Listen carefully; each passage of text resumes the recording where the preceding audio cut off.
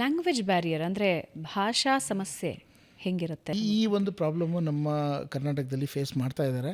ಯಾಕಂದರೆ ಈಗ ಡೆಲ್ಲಿಯಿಂದ ಟೀಚರ್ಸ್ ಬಂದು ಇಲ್ಲಿ ಟೀಚ್ ಮಾಡೋದು ಹೊಸ ವಿಚಾರ ಅಲ್ಲ, ಮುಂಚೆನೂ ಬಂದಿದ್ದಾರೆ.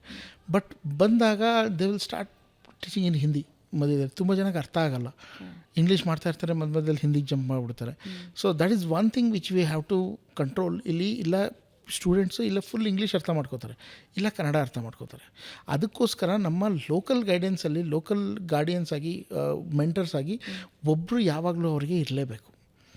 ಸೊ ತುಂಬ ಜನ ಕನ್ನಡ ಮೀಡಿಯಮಿಂದ ಬಂದವರು IAS ಮಾಡೋದು ಖಂಡಿತ ಸಾಧ್ಯ ಮ್ಯಾಮ್. ಈಗ ಇಂಗ್ಲೀಷ್ ಕಲೀಲೇಬೇಕಾ? ಇಲ್ಲ ಮ್ಯಾಮ್, ಖಂಡಿತ ಸಾಧ್ಯ ಇಲ್ಲ. ಈಗ ಎರಡು ವಿಚಾರಗಳಿದ್ದಾವೆ. ಒಂದು, English is needed for understanding, okay, and English is needed for representation. ಆ ಎರಡು ವಿಚಾರ ತೊಗೊಂಡಾಗ ಅಂಡರ್ಸ್ಟ್ಯಾಂಡಿಂಗಲ್ಲಿ ನಿಮಗೆ ಇಂಗ್ಲೀಷೆಲ್ಲಾರು ಪಾಠ ಮಾಡಿ, ಇಂಗ್ಲೀಷೆಲ್ಲಾರು ಓದಿ, ಇಲ್ಲ ಇಂಗ್ಲೀಷ್ ಬುಕ್ಸ್ ಓದಿ, ಇಲ್ಲ ಕನ್ನಡ ಬುಕ್ ಓದಿ, you need to have knowledge. ನಾಲೆಡ್ಜಿಗೆ ಯಾವುದೇ ಲ್ಯಾಂಗ್ವೇಜ್ ಇಲ್ಲ. ನೀವು ಇಂಗ್ಲೀಷಲ್ಲಿ ಓದಿ ಅರ್ಥ ಮಾಡ್ಕೊಳ್ಳಿ, ಇಲ್ಲ ಕನ್ನಡದಲ್ಲಿ ಓದಿ ಅರ್ಥ ಮಾಡ್ಕೊಳ್ಳಿ. ಸೊ ಆ ಸ್ಟೇಜಲ್ಲಿ you don't need English. Kannada ಮೀಡಿಯಮಲ್ಲಿ ಬಂದವರು ಕನ್ನಡ ಮೀಡಿಯಮಲ್ಲೇ ಎಕ್ಸ್ಪ್ಲೇನ್ ಮಾಡೋವಂಥ ಟೀಚರ್ಸ್ ಯಾರು ಪಾಠ ಮಾಡ್ತಿರೋ ನಮ್ಗೆ ಅರ್ಥ ಆಗಲಿಲ್ಲ ಅಂತಂದರೆ ಅದೇ ಲ್ಯಾಂಗ್ವೇಜಲ್ಲಿ ಅರ್ಥ ಮಾಡ್ಕೊಳ್ಳಿ ಅಂತ ಹೇಳಲ್ಲ. ಈಗ ನಾನು ಇಂಗ್ಲೀಷಲ್ಲಿ ಏನಾದ್ರು ಒಂದು ಪಾಠ ಮಾಡಿದೆ ಅಂದರೆ, ಈಗ ಮಕ್ಳಿಗೆ ಅರ್ಥ ಆಗಲಿಲ್ಲ ಅಂದರೆ ನಾನು ಕನ್ನಡದಲ್ಲಿ ಎಕ್ಸ್ಪ್ಲೇನ್ ಮಾಡಲೇಬೇಕು.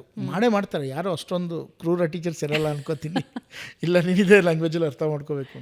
So language is not A barrier for understanding.